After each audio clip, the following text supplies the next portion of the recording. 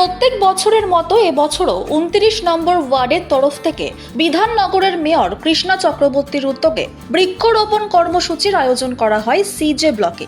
এদিন অনুষ্ঠানের মাধ্যমে ১,০০০টি গাছ লাগানোর পরিকল্পনা নেওয়া হয় এবং প্রতীকী হিসেবে বেশ কয়েকটি গাছ এদিন সিজে ব্লকের পার্কে লাগানো হয়।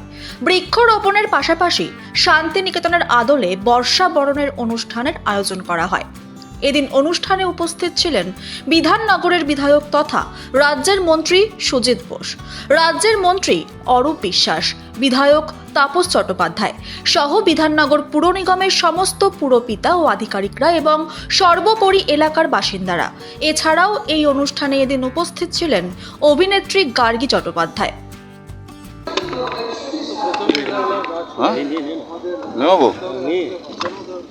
কৃষ্ণাদি আজকে খুব ভালো একটা কাজ করছে এখানে, ধন্যবাদ জানাই।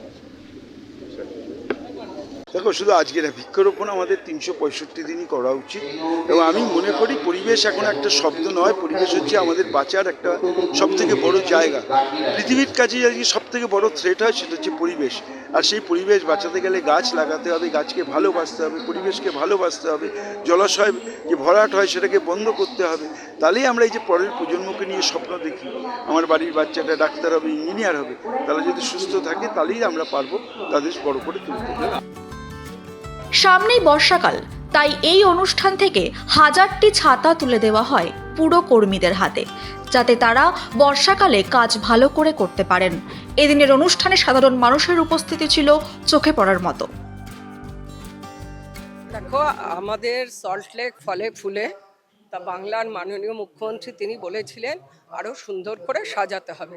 তা আমরা প্রতি বছরই বৃক্ষরোপণ বর্ষাবরণ অনুষ্ঠান হৃদয় থেকে অন্তর থেকে করি, কিন্তু মাঝে মাঝে দেখতে পাই বেশ ভালো ভালো গাছগুলো কে না কারা কেটে ফেলছে।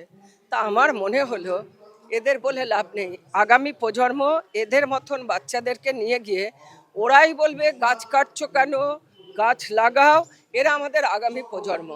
বৃক্ষরোপণ তো সবসময় ভালো, কারণ একটা কথা তো মাথায় রাখতেই হবে, একটি গাছ একটি প্রাণ। আর যে সমস্ত ছোট্ট ছোট্ট কচি কাচারা এই অনুষ্ঠানটা আজকে করলো, ওরাই তো আমাদের ভবিষ্যৎ, গাছও আমাদের ভবিষ্যৎ।